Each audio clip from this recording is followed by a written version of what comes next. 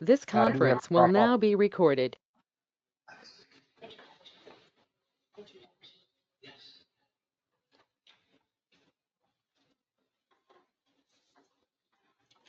All right, so we will call this meeting to order. The first item is an opportunity for public comment. I think this would be a good time to do some introductions because it's been a while since we've met. So I'll start and then actually, why don't you start and then we'll go around the table. Hello, I'm David Lopez. I'm the staff kind of helping you out here at KTMPO. I've been here since July of this past summer, but you know, I know Dominique was kind of heading things before, so I'm kind of stepping into his role now that he's departed from SICOG. So I'm looking forward to kind of getting to work with you all. I'm Jason Deckman. I'm with the City of Temple in the planning department. Been on a number of committees here at KTMPO, and in a prior life I worked at KTMPO. On to you, sir. Thank you. My name is Adam Naziri. I own a trucking company based out of Temple, Texas. Lived in Temple since 2000, and happy to be here. I'm Kendra Supal. I'm one of the planners here at the Killeen-Temple MPO, and just joining in as a staff member. I'm Callie Tollis. I'm also a planner here at KTMPO. Anita Janke, planner with Killeen-Temple MPO, also public transit with SICOG. Sam Aga, also a planner with KTMPO. All right, and online, we'll start with Mr. Sled. I'm Keith Sled. I'm a director for the Heart of Texas Defense Alliance located in Killeen. And then I can't quite read the names, so feel free, somebody just jump in. Zach. My name is Zach Baker. I'm the regional manager of economic development for BNSF Railway. I handle all of our new business and expansion projects in South Texas and Louisiana. Thank you for being here. Yes, sir. And who's that? Who's the TF on the top? That's Tay. Tay Floyd, he's our GIS. Okay, all right, so we've got another staff. Okay, so any other public comments that anyone cares to make either online or in person? Looks like Ginger just joined us. Hey, good morning, Ginger. Good morning. You're just in time for public comment. Any comments you care to make? Not for me. All right. So then our next agenda item is approval of minutes from the April 23rd, 2024 meeting. Any questions or corrections on the minutes? If not, I'll on our motion. Keith, I'll move we approve. A motion to approve from Mr. Sled. Second. Second. All in favor of approving the minutes, say aye. Aye. Any Aye. opposed? Aye. Okay, hearing ayes and no opposed. The minutes are approved. And then the next item is a discussion item, the review of the 2050 MTP freight plan. I will turn that over to Mr. David Lopez. So here at KTMPO, we're kind of reviewing over our 2050 MTP. And Kendra, please correct me if I say anything wrong, but part of that obviously includes kind of the regional freight plan, kind of projects that can supplement freight in the region and everything like that. So we're kind of doing our sort of 5-year review, I believe, and we're just kind of we'll send out more information kind of after this meeting, the specific plan to all of you guys, so you guys can take a look at it and comment on it and everything. But we're just basically looking for, hey, have there been any kind of updates in freight hotspots in the region where we're seeing a lot of movement, activity, transfer, stuff like that. That's kind of the stuff that we're looking to bring up today, but also a little bit moving forward as we're kind of reviewing and developing this plan a bit more.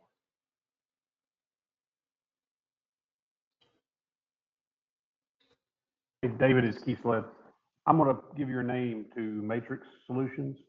They're a corporation, does development planning, transportation planning, things like that. They're under contract with the city of Coppers Cove to explore update the intermodal study we did in 2018. And what this would do is look at the feasibility for this time it's containerized intermodal facility on the west side of Fort Cavazos using leased land from the facility adjacent to their current railhead. But since you just came on board, they probably need to talk to y'all too. Also, just they know who to call over at KTMPO. All right, sounds good. Yeah, I'd love to get in contact with them. Ginger, what's going on in Cameron?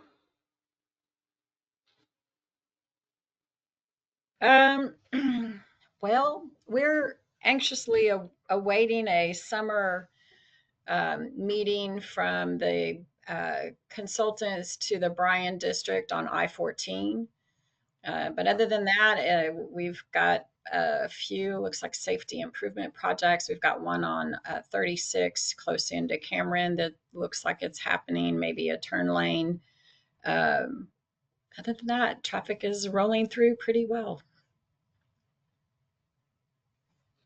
We, at the policy board, Victor Gable spoke about the I-35, I-14 through Bell County and said that they're wrapping up the schematics for that project, for that widening. They're going to hold elected officials meeting, kind of a private invite meeting, for them to give some feedback and ask questions. And then sometime this summer, they're starting another round of town hall public input for the I-35 widening. I know a lot of the business in Temple, we've had a couple of rezonings that were, I would say contingent, but concerned that they might get the property rezoned and be able to expand their business only to then be bought out when the state expands the highway. So I know there's a lot of folks anxiously waiting what that's going to look like for Temple and Bell County as a whole. And then ideally that I-14 working towards Milam County and east, that all syncs up, but we will see how that goes. I'll say the other thing that I've seen in Temple recently with a lot of our development cases, there seems to be this trend towards what they call industrial flex or warehouse office, which is for smaller contractor. We've had some that were a light manufacturing business model where they're not making the components, but they're shipping in the components and it's final assembly of different things. And they're not looking for a major, 20 or 40 acre site in an industrial park that, these are maybe 5,000 square foot buildings, but they're putting on a development and they're putting 10 or 15 of them in, and then you have suites with an office. So we've been looking at that. We had a case of P&Z last night. The big topic was, well, what kind of trucks, what scale of vehicles are we talking about? How frequently? Do they have the ability to get in and out? How does that development tie into the larger roadway network? So we've been getting down at more of a micro level on freight and how that, ties into getting new businesses started. Adam, anything that? Yeah, so listen, Temple is definitely, its location favors distribution for the whole state. And like you said, I think we should look at it as not just a local issue of traffic and things like that, but looking forward down the line, you're going to have more and more businesses that want to set up their distribution hubs and distribution centers in Temple because of where it's located. This means that the trucks and the type of buildings that you're going to have are going to be, I think, big, and the trucks are going to be the big 18-wheelers, and you definitely need, the right roads and the right, space for them to maneuver. We're already, I see it every day. Temple is getting very congested, especially on 35. And I don't see that slowing down anytime at all, or anytime soon. Where Temple is, as I said again, you're just going to see more and more of these types of businesses. Like you said, even the manufacturing that is happening in Temple, it is, the final step. Like we do, give you an example, we do a lot of business with Invasives in Waco, where we bring empty cans in Temple just to get filled up to then be shipped out across Texas. So yeah, Temple is definitely growing and we need a plan for it. Absolutely. I would say one thing, if I could ask staff, just to keep an eye on text.info about these, interstate expansion, to send it out to all of our freight committee members. So y'all have a chance to be part of that discussion. Definitely.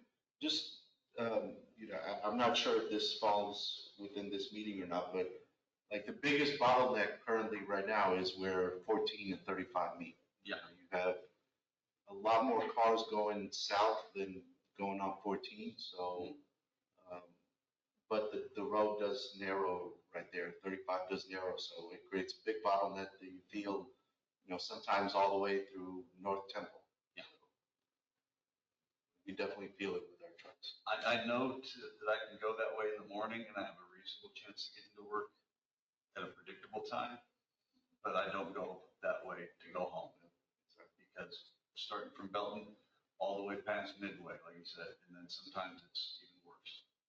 So, and it's TxDOT has said the reason behind that it's that evening peak rush, and there's too many on ramps and off ramps in Belton. And then once the first person taps the brakes, and then it just chain reaction. The good thing that might help, I think, is I'm seeing a lot more construction and development on I-14. So not, some of those, the trucks and business is going to get on 14 and not try to continue going down south. So that's definitely an area that, needs more development with the roads and exits and things like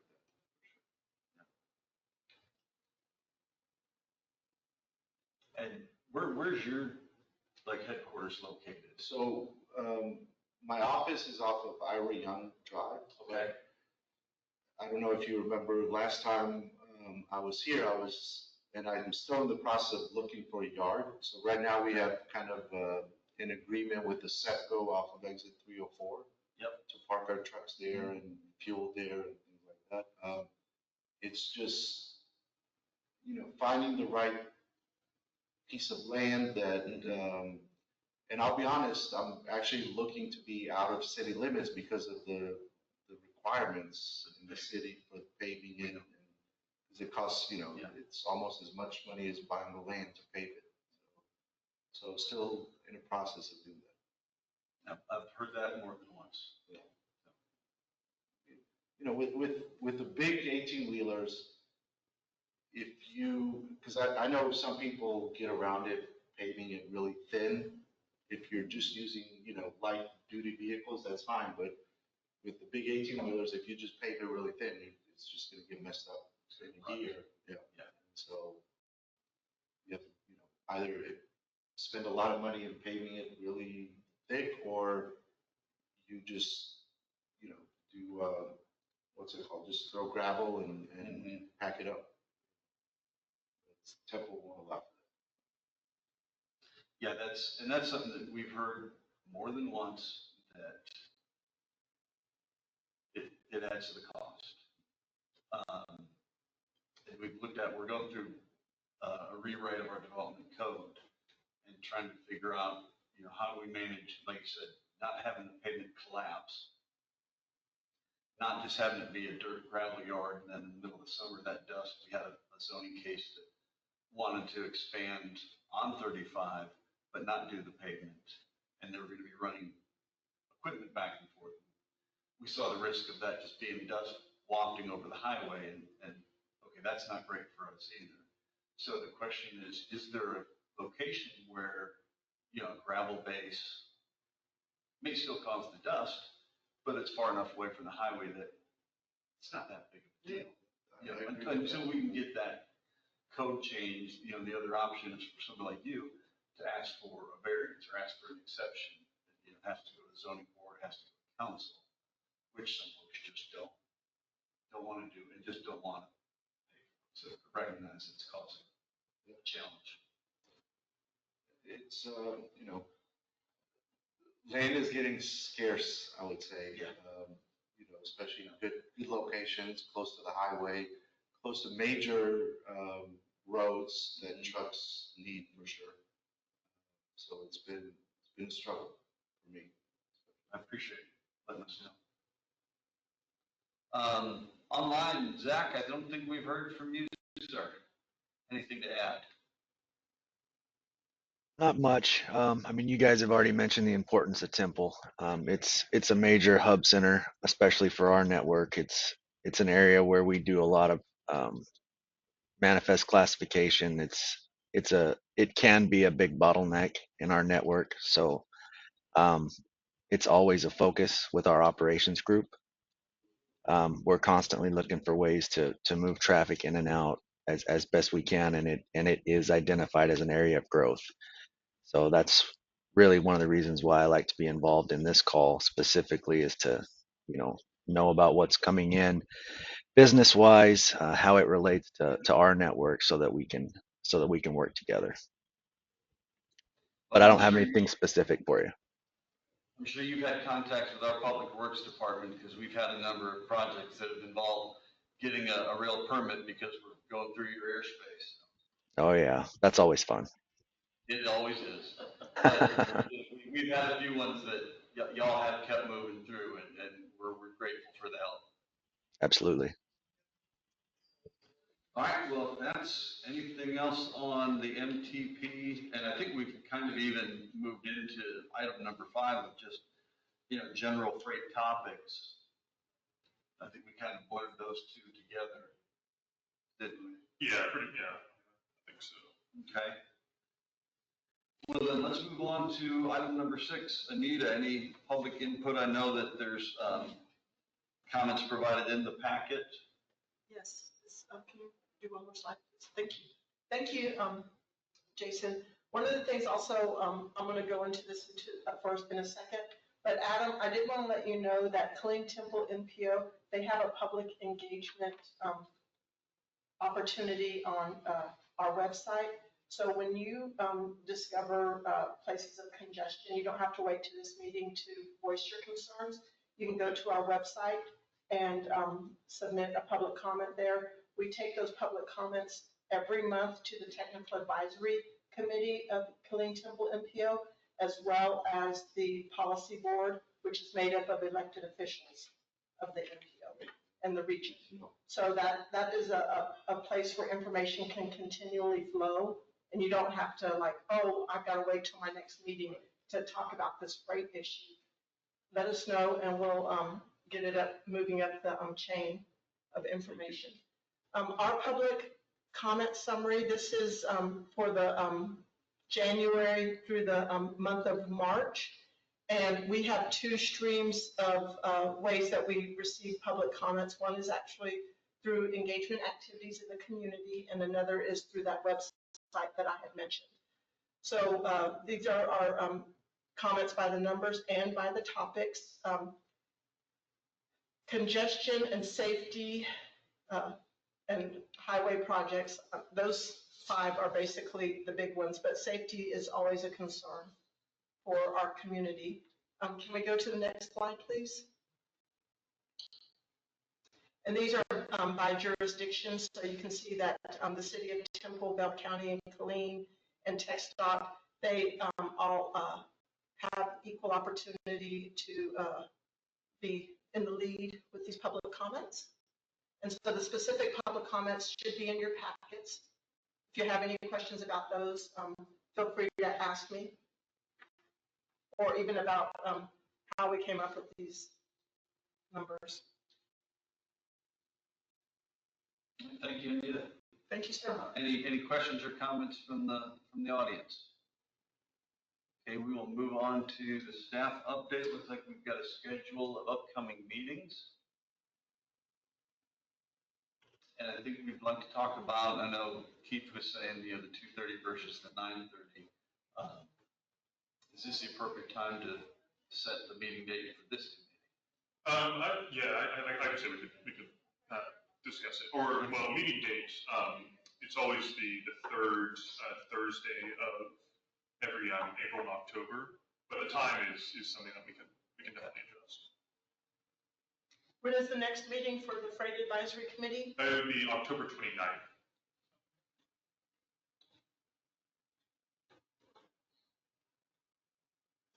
Well, everybody suddenly goes to their phone and looks at their calendar. Say the date and time one more time, please. 29th is a Wednesday. It should be Thursday, or sorry, Tuesday. Tuesday will be the 28th. 28th. Okay, yes, it is 28th. I think 28th of October. October, Yes, 28th of October. 9:30. Yeah, 9:30. And we could adjust the time if, say 2:30 works better for everyone. What I would say is go ahead and send that invite to us now so we get it on our calendar. But if anyone has a conflict, reach out to staff and we can see if a 2 o'clock or a 1 o'clock, whatever works best for everyone. Would it be possible to do it at 9? And here's the reason I'm asking. That says the same day that the Temple Military First Responder Lunch is. I could do 9. Anybody else? No problem. Staff, is that agreeable? Yeah, that should be fine. Okay. If something changes, just let us know. Thank you very much. Keith knows this one. Combat Gumby, big, green, and flexible. I thought that was funny, Jason. Hey, I'm glad somebody did. All right. And then I think then the last part of the staff update, you guys have the ozone levels. Right, just air quality readings through the month of March. So it was 64 in Temple, or Temple Station, 68 Killeen, so good numbers there. And then just kind of any sort of final member comments, possible future agenda items. I know that one of the things that before Dominic left, he part of KTMPO, and so I'm sort of stepping into his shoes here. I know one of the things he mentioned this committee possibly doing was a freight efficiency toolkit. I think at the October meeting, there was a presentation from North Central Texas SOG about kind of their toolkit there and their plan. So I think it's probably the most immediate thing that we'd be able to do is a substantial project. I think that this committee can take on. But other than that, nothing huge on my end. Let's see, the last, as far as Temple, we're working on the last chunk of the north outer loop, which goes around the industrial park. So that'll be the part that ties into 35 up by that new Quick Trip on the north side. That'll be done. I think the last I heard is June of next year. They've laid in the beams for the overpass over y'all's rail line. But the road project grading, there's still a lot of work to do. So that's going to be next year sometime, that north outer loop, but that'll give you that other connection between I-35 and Loop 363 to get in and around north and west. And That's good. I mean, going around the congested areas and giving people more options. Yeah. We're still working on the design and the final funding for the southern outer loop that comes down Old Waco Road. So that still remains to be seen, but that'll be a game changer when that connects. Hey, Jason, it's Keith Slade. I got to drop off. Y'all have a great day. Thanks, Keith. Good to see you. Anyone else, any member comments, or we will go ahead and wrap this up because I know we all have things to do today. All right, hearing none, I believe we are adjourned. Thank y'all for coming. Thanks for your input. Have a great day. Thanks.